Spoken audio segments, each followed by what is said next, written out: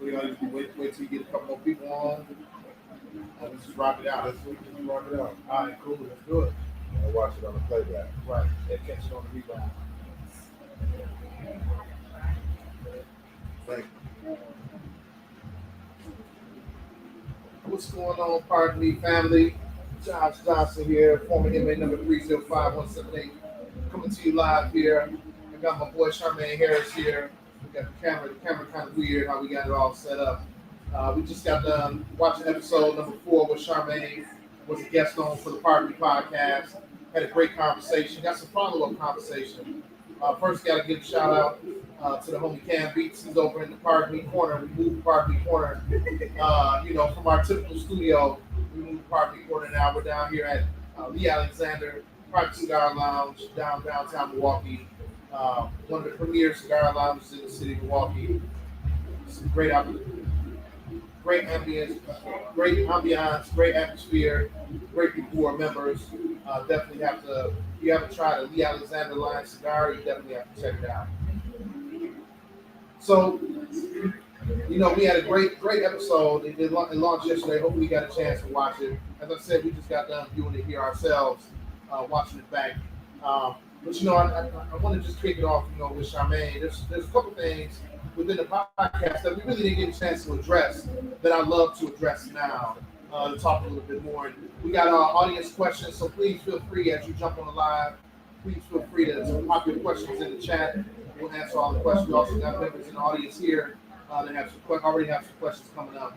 But Charmaine, as now it's been a couple weeks since we recorded the episode. And as you watched through it, because you said that was your first time really watching through it, what did you think? What did you think of the information that you shared and everything else? Oh, I thought it was dope, man. I thought it was right on point. I like how you had it all set up. Me and you sharing our perspective, but we also had Cam Beats over there helping us out, facilitate the conversation. And so it was a pretty dope vibe. And also, more importantly, it was important to highlight these stories. So I really appreciate what you're doing with this podcast and spreading the news and the messages of people who have overcome all the obstacles and barriers to success in society after they return. It's a beautiful thing, and a lot of guys that return or even in prison, they like to see that. Yep. And when they're able to see it, they can believe it. And when they're able to believe it, they're able to achieve it. No doubt. And I think that's the thing, as we talked about even when we recorded, that's one of the big things that we talked about is the reason I started doing this podcast really was to start to tell stories to folks. To really share the successes that they've had, show, that everyone that's been in prison has the opportunity to be successful. More importantly, they are successful. Right now they have the opportunity, but they are. What's going on, Mike? Yeah. Let's see it. They have the opportunity to be successful. And it's we really have to get to the point where we see when people make mistakes in their life, that we don't make that end all be all for their life, right? We have to find a way to make sure we're supporting their success once they're released. Because I think that's the story, right? That's part of the story as well. Yeah. It's not, we didn't just overnight become successful and to get a pardon, right? We worked our way to it. And we were talking a little bit about it during the episode. Some of the things that people don't even think about, getting yourself engaged in the community, getting yourself, identifying what a problem is somewhere, and like, okay, how can I help? How can I bring my experience to that? Yeah. And I think a lot of times we get out and we just think strictly from the perspective of, and I've talked to individuals, they think strictly from the perspective of I deserve this, right? And it's I don't have to put the work in behind it. As we talked on your episode, like, man, the work that you put in is tremendous, right? People don't even think about, unless they know you, they really don't know the work that you put in and how much work you put in the community. Yeah. Not because you were doing it to get a pardon, but because you changed your life. Could you share a little bit about that? What was the thought process that went in behind that? As you start doing things in the community. Don't get me wrong, man. I had pardon as a goal, like subconsciously, like when I was in prison, like, man, one day I'm gonna be free from all of this. But originally, like when I started getting involved in the community and just getting out there, I remember reading a book and I forgot what it said, but it said if you really want to like get involved in the community, call down to the city officials, police, and just ask what the problem is. So I called, bro. I called the police. I'm like, I'm just, regular guy. I'm trying to make some changes in the community. I remember I'm like, really not entertaining my thought. So I'm like, man, what you calling down? You know what? I'm gonna just keep going. Right. And when it's not on you, but it's in you, no doubt. Everything else gonna start coming into play.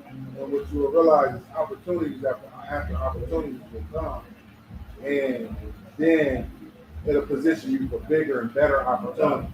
So those small opportunities build up. So I remember going around cleaning the neighborhood, cleaning up trash, going around talking to the little guys on the basketball team at the Boys and Girls Club. Even before I got my job and started my career, I was really out there in the community, whether it was in my church, walking around with signs. And so that wasn't my intention, wasn't to get the pardon, but I'll say this. You can either submit an average pardon application or a phenomenal pardon application. No doubt. And so the average one gonna be, you don't really know why you want the pardon, you just want it because you think it's something cool. Right. But that phenomenal one is something that you seeking it because it's gonna position you. You seeking it because it's gonna show an example for others to get it. You seeking it because you're trying to do public office or work in law enforcement or take your life to the next level. So by putting the work in early and not really having this pardon intention to it, that only positioned me better and made my application better when I got to that part. No doubt. So thinking about that, like even before you get to the point where you put your pardon paperwork in, like I think one of the things we talked about on the episode, and if you haven't checked out the episode, go to pardonme22.com. You can catch all the episodes. You can follow us on YouTube. Follow and subscribe to the Pardon YouTube channel. Get caught up on all the episodes. We're at episode 4, episode 5 was just recorded last night. But as we think about, one of the things you talked about on the podcast was around how you went to the WIC office. And when you went there, you were the only guy there, right? And they saw you. And then next thing you know, you got engaged into the opportunity for to run a fatherhood group, right? Yeah. So tell us a little bit more about, because like you talked about it a little bit. And shout out to the folks joining. My wife just joined. Hey, Buddha, hey, good to see you. She joined. A couple other folks joined. Derwin and Ron. Thank you all for joining. Tell us a little bit about that. Tell us a little bit about when you were down in Big Box. Like, what did that look like, and what did that lead to? Yeah, man. So I think I touched on it on the podcast. Pardonme22.com. Go to pardonme22.com. But yeah, I walked into the WIC office. And I wasn't even really looking for this opportunity that happened. I was looking for service. I needed a little milk and vegetables. And so my wife was working that day, and I just so happened to be taking my son to the appointment. And to make a long story short, I got engaged. They told me about this fatherhood thing they was trying to do. They wasn't able to make it successful. I volunteered my time to help them make it successful. Came in, did my thing with the volunteer thing, had over 25 guys come, but more specifically, man, what I was doing is I was running groups every week, and we were just talking about the essence of fatherhood. And I just, before I went in, I didn't have kids. When I came back, I had my first son. And all the guys that I was engaging was all guys that used to run with in the streets. But now the conversation was different now that we all had kids. And so literally, I filled a void in the city of Kenosha where there wasn't a lot of resources for guys on the criminal justice side or fatherhood. Now, sure, there might have been treatment things and things like that, but this was more of a general consensus, look, we got to make change. We got to be the change makers in our community. And it started with that program. So I was facilitating groups twice a week, using the Nurturing Fathers curriculum that I was trained in, 24/7 dad curriculum that I was trained in. Shout out to the 24/7 dad graduates. I'm one myself. Oh, for real? Oh, yeah. Back in 2011, I believe it was. 2012. Yep. So I was trained in all those curriculums.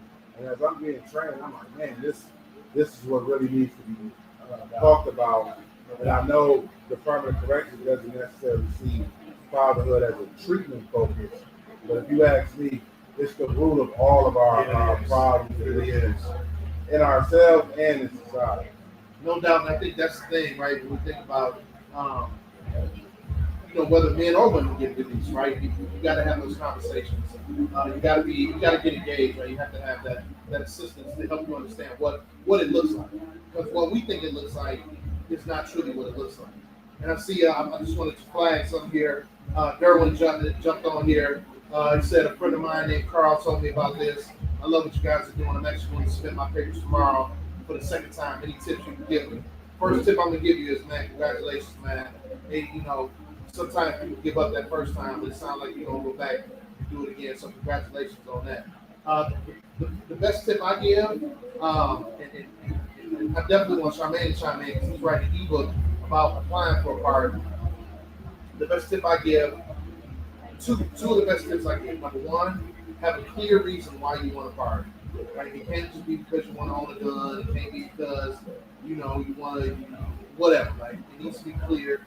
Many times I tell people to tie it to their careers because at the end of the day, it does stop you from doing things. But the second one is, man, Derwin, make sure you got as many letters of recommendations as you possibly can. The one thing, and we talked about this on Charmaine's episode, the one thing that the Pardon Advisory Board can't do, they can't determine what type of person you were outside of what's on that piece of paper that you submitted. So when you submitted that paperwork, that 15-page packet of paper, that's what they think of you. So get as many people as you can to write letters of recommendation, to talk about your character. Nobody is off limits. Have anybody and everybody write a letter. My wife wrote me one, right? I have my old bosses write me one. I have friends write me one. Get as many as you possibly can. Charmaine, you got any advice for Brother Derwin as he submits some paperwork again? I guess, Derwin, if you're still on here, if you don't mind me asking why you got denied. That's a great question. And I can better gauge your question, but one of the things that happened for me was I applied too early. I applied too early, so I had to wait to resubmit, but not technically. I just had to wait until my eligibility date, and then I had to email and say, "Hey, I'm eligible now," and my application was automatically resurfaced or put into the line. Once you became eligible. Okay. Yeah, but just in a general sense, the fact that you're not giving up, man, that's powerful. A lot of people, like you said, they run into a no, they run into a closed door, and they just stop. You decided not to stop and keep it going. And so, let's see what he said. My papers tomorrow. Oh, they didn't say why. Oh, they didn't say why. So did you go in front of you saw the advisory board, you went in front of them, did you do it in person or did you do it virtually? I'm wondering, I guess I'm curious, did your application get denied or did you go Did you make it to that point? all of the interview and then go all the way to the final step where you waited a year and then you got denied? They said that you didn't read. Right, but was it at the end or was it before? You had the Zoom call. Okay, so man, Derwin, why don't you put in there? Why don't you put in the chat when you went, what year, whenever you went, what month it was, and you can inbox us too. Shoot me an inbox. We'll take a look at it and listen to your listen to your call and see if we can help you. Because that it may not have been, if you made it to the point to get interviewed, that means everything that you had was in order, right? So if you had everything in order to get to a Zoom call, to get to the hearing, it was that hearing that didn't push it over the top. And I'm gonna be honest with you, Darren, it's like, inbox me too. I'd love to hear more from you. I'll see my direct number, we can talk, but rarely have I heard about somebody getting denied if they made it to the interview and then they was waiting on their letter, unless it was some kind of technicality where you got a federal case too, and they seen that, or pending charge. Yeah, So, but generally you gotta submit all of that. Yeah. Or okay, I see what could have happened which is what we're talking about now. Your interview. So still reapply. I'm not sure what the time frame is, but maybe there was something that you said in the interview. Maybe you didn't knock it out the park. You might not elaborate. Like you thought, for example, I was watching different ones, and there was a couple on there, and they both had committed a crime together. And I hope this ain't true, but they both had committed a crime together. But they asked him, they asked the wife, was she aware of everything he was doing? And she like, nope. Then they asked the husband, it was his turn, was he aware of what she was doing? And she said no, but they've been married for so long. So even me, I'm like, man, this is not the time to like defend yourself. Right. This is where you This time you open as possible. Yeah. They asked me a question about a domestic case that I didn't do. I think I might have thought I was lying. See, now if they had it on your jacket or they had it pulled up and you know that it's on your record and you took a plea for it, but then you sitting there saying, I didn't really do it, I had a domestic situation. And I had to come out and be honest with them. Like, you know, that was a time when I was young. I wasn't really thinking about it. It was my girlfriend at the time. But now it's my wife. You know what I mean? We both have to grow. But if they feel like you're not really being fully redeeming yourself, really being what's the word? Remorseful. For what you did. Contrite, remorseful. They take a slight, and then sometimes depending on who you had on your part advisory board too. And he said I got fined for it. And I think that's the thing, Derwin, is they saw that. And if they saw that and you didn't mention it or you didn't put it up front, then that it seems like you're hiding it. So one of the things definitely as you're going into, I think, man, Charmaine just really showed you exactly how to explain it, right? You know, when you're going in, no doubt, man. I mean, we definitely in your corner on that. We with you and definitely, you know, see where you're coming from and your perspective.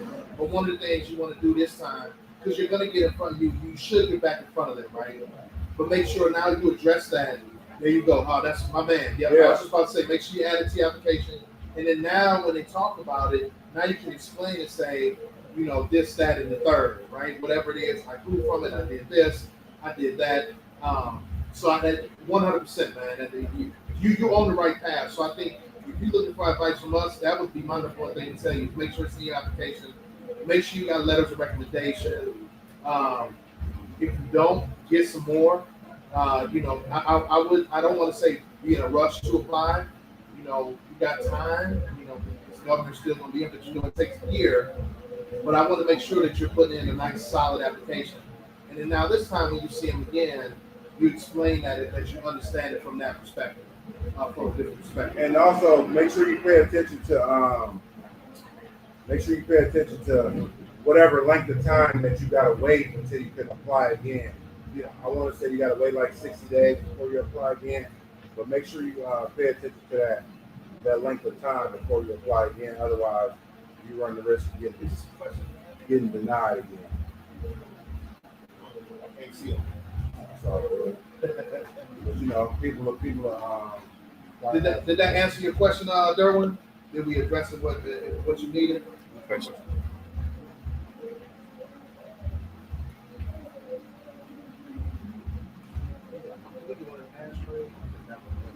For that The poster. poster holder. Yeah. Nobody. Yeah, good. I was gonna do that just in case he needed it. All right. I'll focus on yours. No doubt. Welcome to the. All right, there we go. I have my lawyer write it up, but I don't think he did a good job on it. Okay. I'm gonna say this. I had my lawyer write it up, but I don't think he did a good job. This time went crazy. I had help from the whole clip. That's what's up, man. You probably did the smartest thing you can do. which was go get some assistance from folks who are focused on priorities. And I'll say this too for anybody else listening. A lot of people I talk to, they think they need a lawyer to write their application up for them. You don't. And I know that. I think you said the lawyer charged $1,500 to do it, but this is something you can do on your own. And I get it. Like sometimes people are busy, they don't really understand like application process, paperwork. Yeah. They rather pay somebody to do it. But think about it, man. This is your life you're talking about. When it's my life I'm talking about, I'm willing to learn any and everything that I can. I don't even care if I got to submit the first time, get denied. I'm going to figure it out. But I just think it's outrageous for somebody to be paying $1,500. Yeah, that's for right. a lawyer. So somebody might tell And you it ain't that. guaranteed. Yeah, Paying somebody, $1,500 is not guaranteed. I can't do it. somebody might tell you that you need a lawyer to get a pardon. While it might be helpful if you don't understand, you can do it on your own, man. I'm telling you. All you got to do, I don't really want to go through the entire process, but the biggest part is making sure you get all your records, especially the felony convictions, make sure they certified copies, and packaging them all up, and those letters of recommendation that you talked about. Everything else is pretty self-explanatory on the application. Well, let me not say that. Everything else can be explained on the application. And if somebody needs help with that, they can reach out to me and we'll talk about it. No doubt. You put on there, you got to wait 18 months to reapply. Yeah, we knew there was some kind of nominal time that you had to go. So now, you want to get in because it's going to be another 12 to 14 months. So you want to make sure that you locked in tight on this next time that you apply. And you can definitely reach out. Like I said, reach out to me. Charmaine said reach out to him. Whatever we can do to help support you. And, it'd be great, even thinking about, man, and maybe bring you on the show, man, before you go to your party. Something we were chopping up about tonight, maybe looking at that lane. I was going to ask you, I know the governor said, I think it's about 900 people been pardoned. It's almost 1,000. It may be over 1,000 now. I guess this is my question for you. How many do you know, like maybe not personally, but maybe you follow them on social media, and like how can we build something where all of us can connect somehow? Yeah, to build something stronger. I think that's a great question. I know you, myself, two guys out of Racine, Anton House, and I forget the other guy's name. He got a thing called Choices, Changes, and Chances. I know, like, I can count on two hands how many I know. How many do you know that's in your circle? Yeah, so for me, I know you. I know Jock Phoenix, who's on our show, going to be episode 5. I know Jason Austin, who's episode 3.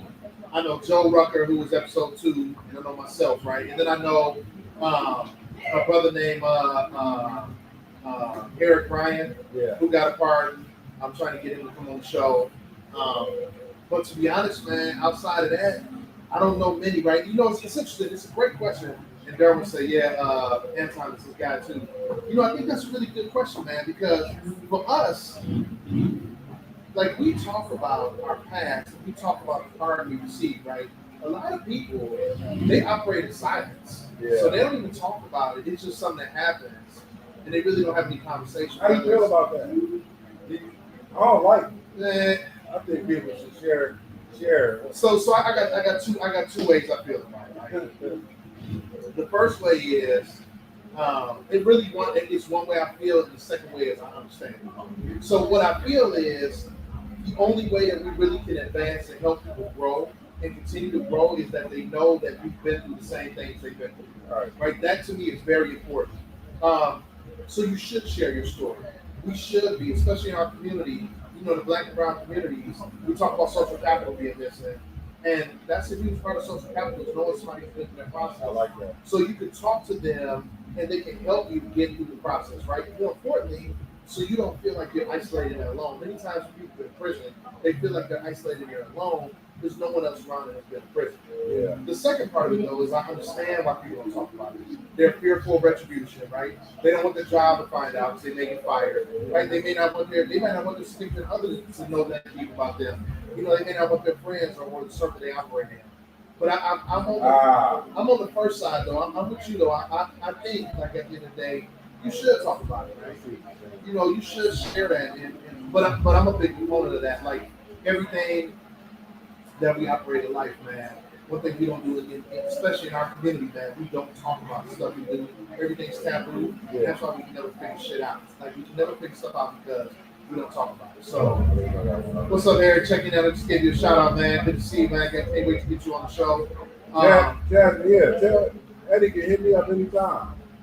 I'm working on an ebook right now, so that it just break down everything. But then I'm gonna start doing more online classes and hosting classes on Zoom for people to jump in and learn more about the process.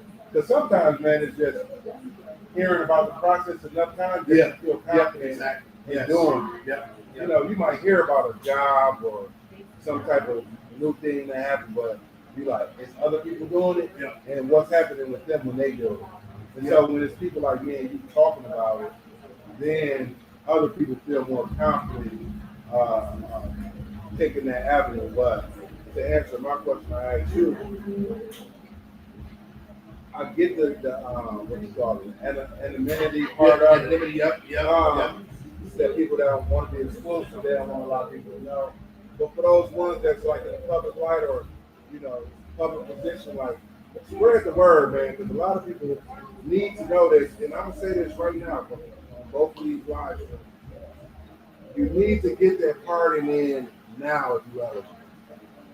There's no telling if Governor Evans is going to run again, especially no telling if he's going to win again. So I think his term is up in 2026.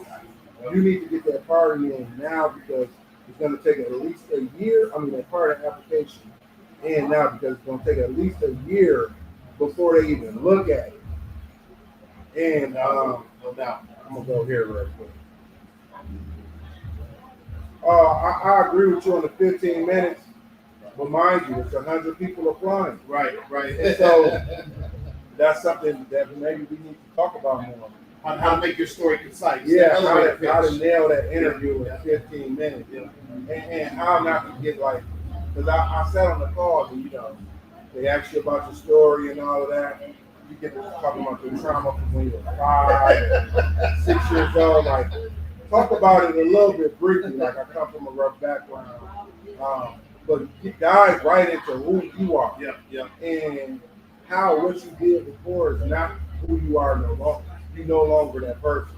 I always say, I may have done those things to say I did on paper, but that's not the person I am today. So learning how to bust down that 15-minute interview so that you can highlight. Think of it like a highlight video. You got the full movie that you can watch. That's an hour and 20 minutes. But you also got the trailer that captures the entire movie in 4 minutes, in 3 minutes. You got to work on capturing your whole life for that 15-minute interview. And you might be thinking like, man, that's probably hard to do. It's not that hard. You just got to look at these key points in your life, make some bullet points, and say, this is what I'm going to lean into. And the advisory board would appreciate you spending that time diving into that process, because then it make their life easier and it make your questions better when they start asking questions. No doubt. I was going to say that too. Like one of the big things, like you want to prep them to give you good questions, right? Questions that you really can hammer home. And when you think about it, right, when you're sitting on the computer, right, I'm going to give you a cheat code. When you typing up your, you typing up your paper or you typing up your story, right? When you know what you got to ask, you know the questions that are going to be asked. One of the things that I say, type your stuff up, put it on your screen, and look at that instead of looking at the people when you read it, right? Think about it from that perspective so that you're not nervous. So you're not looking at folks, right? Because it can be really nerve-wracking. Like, it was nerve-wracking for me, and I'm a public speaker, but I was able to kind of, like, focus differently. Look at it from that perspective. Maybe put your story up there and you just read right through it. Read through it multiple times, right? Take your time and read through it, and in that way it doesn't sound like you're reading it directly off of paper. But once again, reading it like off piece of paper, it's still cool. But you got an iPhone? Yeah. Now look at my briefcase. I got one over there. Second part of it, when you put your story together, Think of it from the perspective that I was tell people this. It's called an elevator pitch.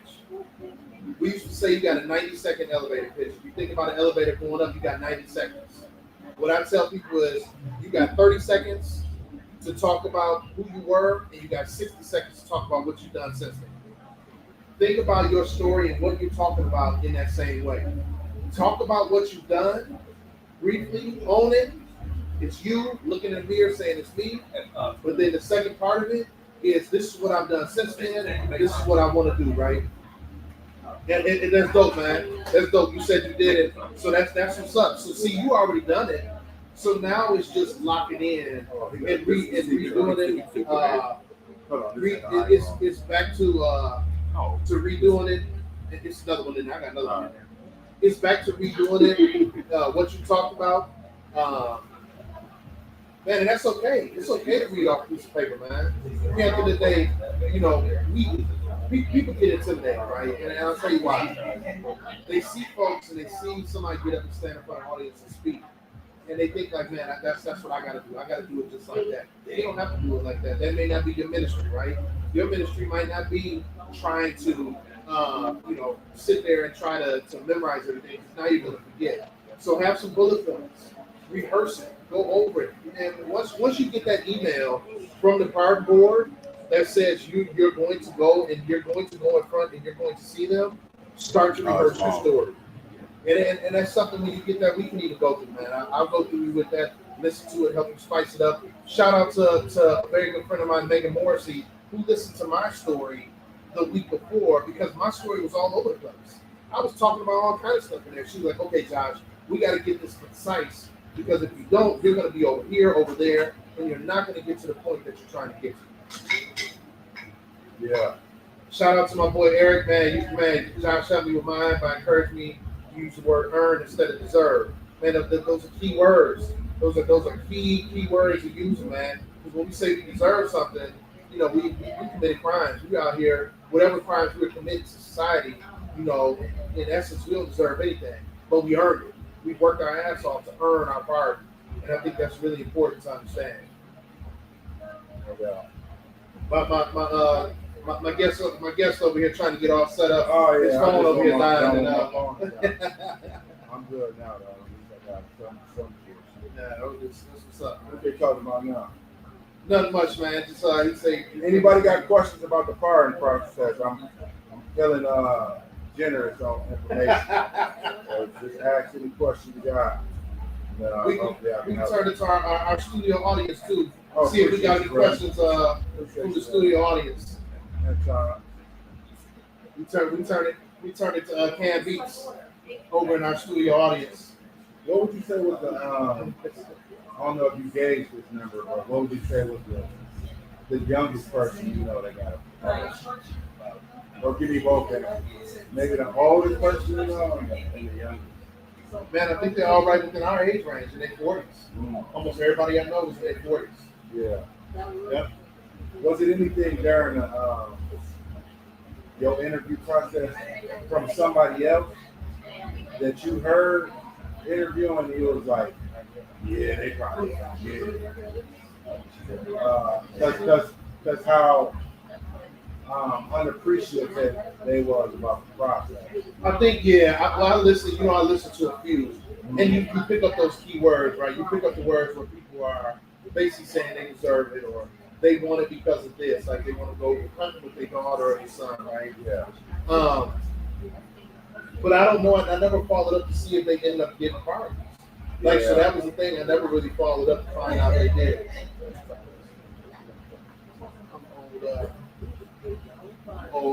Construction worker, man. You know, I figure stuff out. There you go. There we go. I'm not building on highways anymore, but You might know. I can figure my stuff out. You might know a little bit. So Derwin said he thought it went really good. I was confident in the call, but I said to myself that I didn't think I was remorseful, but I think that was more focused on the time. And that's probably a huge part. Yeah. And that's the part of reversing it, right? Because you could be remorseful. Like, and no one's saying you got to get on there, and I don't subscribe to this. Don't get on there crying, boo-hooing. Like, if this is, it's years old. Like you can have Dignity. you can have your dignity, you can have remorse without feeling like you just have to be emotional.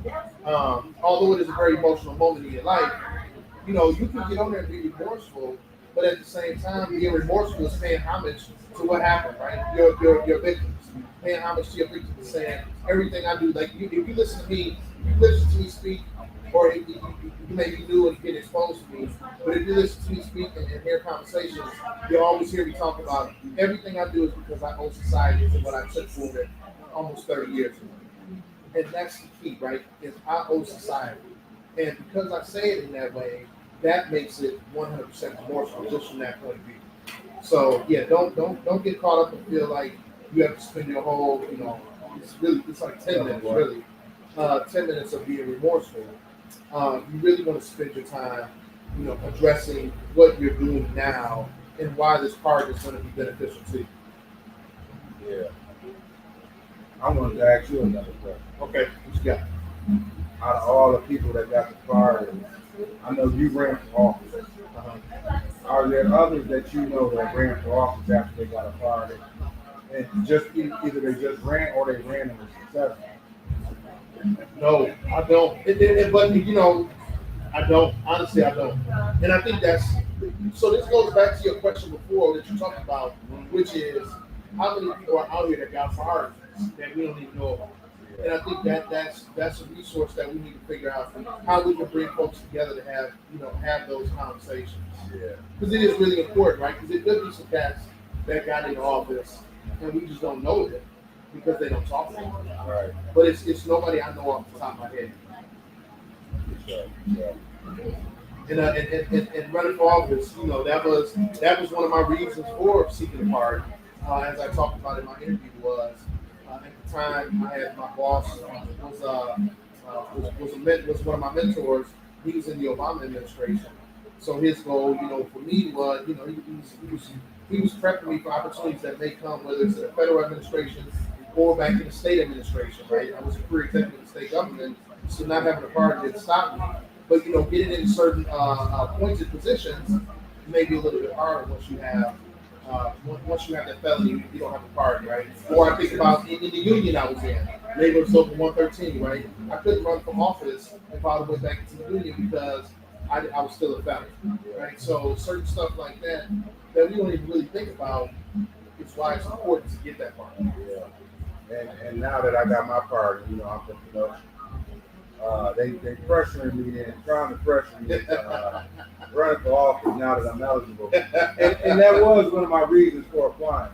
Yeah, but I was merely entertaining the idea of doing it. I don't know about actually pursuing it. Just watching kind of the landscape of things, but we think about our ancestors and our people that no doubt. Well, I need to remove a little bit of that fear. And get into that position, but also there's a lot of things that you can do outside of those positions. There is. You have a lot more power sometimes outside than you do inside. Yeah. And I think that's recognizing where that power is, right? Like, I ran for school board and I found out afterwards, after I lost, I did a hell of a race, but I found out afterwards, one of the biggest things, I still have tremendous opportunity to affect change in my community. Not on the school board. There's other things I can do outside of it. So it really is. It really all depends on what you're trying to do and where you're trying to go. But I always say go through the process to see what it is. Right? Yeah. That's what people told me when I was like, I'm gonna run. And they say just go through the process to see what it's about. Yeah, I did. It's a heck of a process. I don't know if I'm gonna do it again, but it's definitely a good process. I was gonna ask, your parents still there? My father lives here. My mother lives in Florida. I'm saying, in the world. But when you told them the news about your father, and them dealing with you was a little knucklehead. Yeah. Come to visit me every weekend. How did they feel when you told them, it's official? The weight can lift. There's no longer. Man, it was interesting, right? My mom was very excited. She's happy, right? My pops was happy, but it was more like I think my pops was looking at me like, yeah, but what's different? You know what I'm saying? Right. Like, oh, you Because got you a was part. already. Yeah. He was like, you was just at the White House. Like, Yeah. you got a part. What that mean? Like, Yeah. so he was happy, but he didn't understand like the significance. So I think they were happy, but they didn't understand the significance behind what had getting a part meant. Yeah. So, but they were definitely happy. My circle was happy. I announced it on the trip. We were coming back from Nashville, Tennessee last year. Okay. So, we were on the bus with our family. We were on a family trip with my wife. My wife, our kids, my wife's cousins, we were coming back from a trip and I announced it on there. So that's what I got July 5th. So it just passed the year that I got my card last week. Okay. Or 2 weeks ago, I just got it. Yeah, we're coming up on a year in December. That's what's up, man. So yeah, for me, man, my dad, you can move. Okay, thanks, bro. My dad was super, so my mom too, but my stepmom, my dad's wife, she's overjoyed. That's what's up. It's an experience. A lot of people want to reach it. Yeah, like But he was right. I'll just circle back and say that's not neglect the work that you got to put in for it. Right. And it's small things, man. I was writing down some ideas the other day. For him, for the Just got to West. turn it around every day. Do a 180 every day. There's going to be a lot of things that you're going to look at. Turn it around. A lot of people going to see, well, I got to step in that. Every single day, every single decision. Like one of the things I do, I don't go out like in the club or nothing, but one of my standards, like my wife, oh my God, I'm never outside past midnight. I don't care what's going on. Sure, some rare occasion. Right. Especially when I'm up there at the smell line and I got to drive that. Rarely when you see me outside. So this is for the person that like they strive to overcome like first initial boundaries, the first initial peer pressures, the first initial like is this really what I want to do? And whatever they're doing, like whatever they're doing to take to the next level. Every single day you're gonna have to change. It's gonna be a mindset. I had a guy I was talking to like, how do you change your thoughts and get out of that way of thinking that you used to think? Because you knew me very well. I said, what makes you think I don't think like that? Exactly. The difference is now I got a stop break on my thoughts where I don't jump into action. Correct. Yep. And so in the past, and this ain't even got to do with street stuff. This you can do it on the job. I'm sure Right. The supervisor had to say the wrong thing to you before, or ask the wrong question, and before you can take it there, you got to think about damn. Yeah, what you got to lose, right? What do I have there? Yeah. And that leads into, quick question here. Shout out once again, this Pardon Me podcast. We're doing a live, our first ever live after we watched the episode. I got Charmaine Harris here, who was a guest on Pardon Me podcast, episode number 4. I got the homie Cam Beats over in the corner, over in the Pardon Me corner. We're here down at Lee Alexander, Private Cigar Lounge in downtown Milwaukee. Shout out to Gene Smith, Lee Alexander, G's Clippers. Shout out to you for allowing us to use the space to come in and have this conversation. Have the viewing. Got a nice audience here. They've been enjoying this. They've been throwing a few questions out as well. So we're going to definitely address those as we go through. We have some really good questions coming in. Shout out Darwin. Thank you for being open and honest. Sharing, being transparent, with some folks and putting your information out there. So definitely really enjoying this conversation. Looking forward to having more of these conversations. Yeah. So I'm going to lead that into a question I have for you, because one of the things we talked about on the episode was, man, you're a professor for criminal justice, right? Yeah. So when we think about being a professor of criminal justice, how is it when you're teaching the students, when you're teaching the scholars and you're talking and you're thinking about things and you're like, man, that's what it was what I was doing, or that's what it was what I was thinking. Because I'm sure there's those moments that you're going through and having those conversations where you can start to pinpoint your own story, like what that looks like. So I think my approach with the students is I'm fully transparent up front. And they get the advantage of like hearing it from this perspective. I can't be sure, but I want to say I'm probably the only professor they ever had that bringing it from this viewpoint. Right. And so, like when I dive into it, like even when I'm going through the lessons, I'm already volunteering my situations and stories. You know, so I had two classes so far. One was traditional students, one was more adult. The adult students kind of understand a little bit more, some better questions, but the younger traditional students ask more questions. And so they were just intrigued that I was in a position while I was going through my first assignment as an adjunct professor. I was in the process of getting my part. Okay. And I told him, I'm like, I might entertain some extra credit if y'all jump on this link and watch me do my thing live. Right. I think one of them did, but what was the question? No,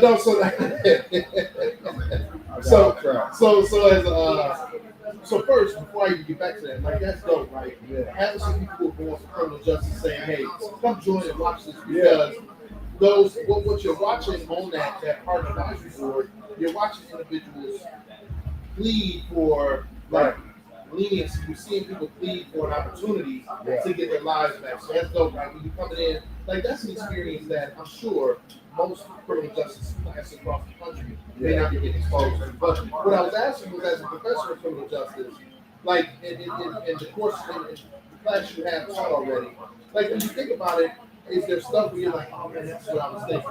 Like when you're going through what the process was, or that you can relate it to your story, the opposite end of your story. I'd say maybe not that's what I was thinking, but that's what I was dealing with. Okay. And so in my course, community corrections, you know, you got your correction side on the inside, but then you got your community correction side where It's on the when you outside. come out. So things like being out on bond, or getting put in a halfway house, or being on the leg monitor, extended supervision, parole, probation. All of these are forms of community correction. And so, as I'm diving into some of the content in the course, you know, we're talking about dealing with a probation officer. We're talking about the different styles of the probation officer. We're talking about the parole officer that's older, they're getting ready to retire. They don't really care about locking you up. Right. But then you got the younger, newer versions that's really involved in this motivational campaign, and they really want to see people succeed. And so as I'm explaining to them, like, I dealt with all of it, like when I was a juvenile, to having a rough one, and then, you know, the one that sent me back to corporate jail because I was messing up in high school, to the one that was more supportive and actually helped me get off the road. So I would say it was something that I was thinking about, or as I'm explaining to them what guys like me go through. I'm telling them I dealt with that exact same situation. And they was really tripping when I told them that my parole officer tried to tell me I could pay all my supervision fees up front. Which we talked about on that episode. Because he seen that I had a little bit of money. Right. And he wanted me to pay up for a year. I said, no, you're going to take me back to jail for that. I'll give you this like $200. You know, but yeah, a lot of happy deals. And I know we had you know, prior to when we were starting here with the conversations, I know we definitely had a question here.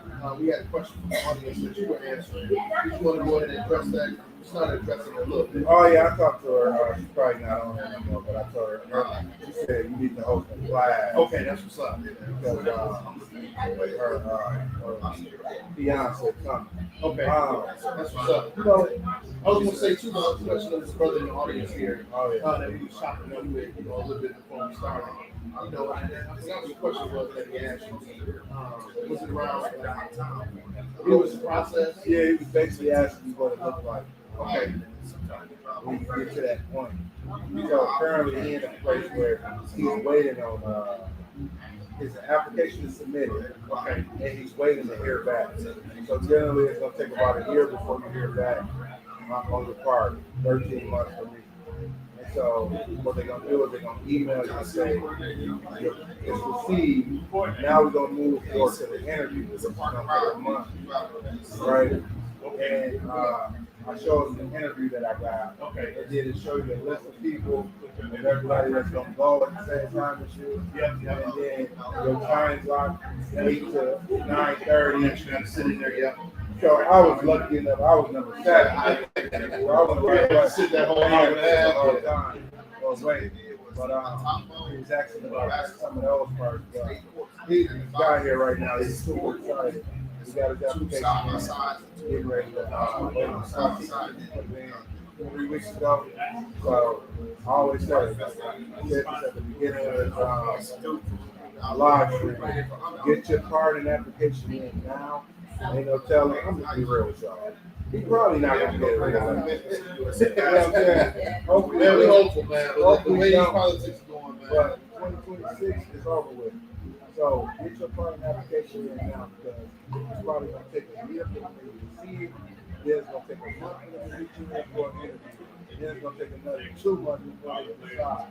Am I right? Am I exactly? Yes, it's final. So like you talked about, It's 12 to 14 months before you even see, and then even after you see, it's up to 60 days before you get notified. So I mean, it's definitely definitely a long process, but it's definitely well worth it. I know we come up on an hour here. We didn't want to keep everybody super long. Cam Beats, we got any questions on the other screen? Nothing popping up. All right, cool. Cam Beats is over there chilling. He's taking a half a day off. From the party corner. He's enjoying not being stuck in the corner. Right, he'd be a point next to you being our producer. let me shameless plug. Anybody in my boy Josh, live stream, CharmaineHarris.com. That's Charmaine with an S, SHARMAIN. Harris.com. Go to my website, see what I do, read my story, and connect. Facebook or all social media platforms. Connect. I'll find some time and talk to you about the party process. It's something that I do. Connect with Josh. We're going to do everything in our power to help you get that application in and help you get that party. And then you can come join the Party Me podcast and tell your story to everybody out there. So, you going to wrap it up? Yeah. And I ain't paying to say all that. He just handed it a bit. But yeah, no doubt. Check out Charmaine. You can find it on YouTube. Find it on PardonMe22.com. Definitely follow, see more about my story, see things that I'm doing, see where I'm connected at in the community and some of the things I'm doing on a national level in my role as a national leader, as a national director. Most importantly, though, don't be afraid to reach out to us and ask questions. Don't be afraid to reach out and ask questions. I cannot say that enough. The one thing we don't have, and I've said this already, is social capital when it comes to getting the things done that we need to get done. That's what we're here for. Reach out to us. We've experienced it. We've gone through it, right? This is not some mythical thing that can happen or that could happen. This is something that can and will happen. But it definitely, 100% takes dedication, not only dedication, it takes hard work. It's not going to be easy where you're just going to put in some paperwork and it just happens, right? So you got to be ready. And that's what you use that time, that 12 to 14 months to really prep yourself to be able to tell your story. Our stories are, my story is almost 30 years old. Getting a party was just a charity, that was just the icing on the cake for me. My career, has never, thankfully, my career has never been stifled because of my criminal history. But there are many people who are. So, to advise, two pieces of advice I give before I wrap up. Number one, if you're an employer, if you're somebody that's listening to either of these podcasts, any of these podcasts that are going on, if you're listening, and if you have the ability to hire individuals, you will not find a more dedicated, a more inspired, a more hardworking person than someone who's spent time in prison. I know that sounds crazy to even think about, but I'm telling you the 100% truth. Folks that have been in prison operate differently than folks who've never been in prison. They operate because they know they are They literally have the 8 ball behind them at all times, and they operate in that way. Take a chance on folks. Give them the opportunities to grow. Get them in and make them feel comfortable in your organization. The second piece of advice is when you are listening out there that knows somebody that is seeking a partner, that knows if you are seeking a partner, or most importantly, if you know somebody that is still sitting in prison right now, give them the hope that individuals are receiving these opportunities. I was convicted of 3 counts of armed robbery, 1 attempted armed robbery. Right? Charmaine was convicted of selling drugs.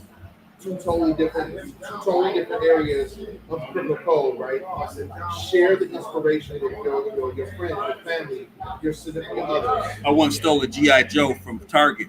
Oh, sorry. Well, you know, For sure. yeah, you know. Capital Court, fam. Capital Court. Can't beat over here stealing G.I. Joe. 1985. Yeah. He ain't got no inmate number, though. It was just a Mickey. But, you know, this inspiration, share.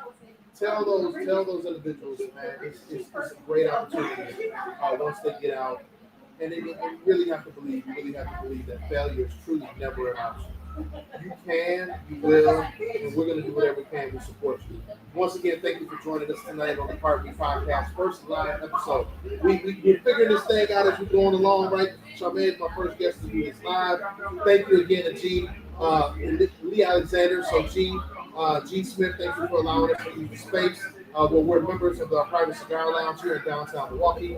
Thank you for allowing us to come in and host this informative conversation. Thank you to our audience for joining us tonight in this helpful conversation and throwing some great questions out the way. And thank each and every one of you for your constant support of the Pardon Me brand. PardonMe22.com to find out more information. Yeah. Pardon me. Peace.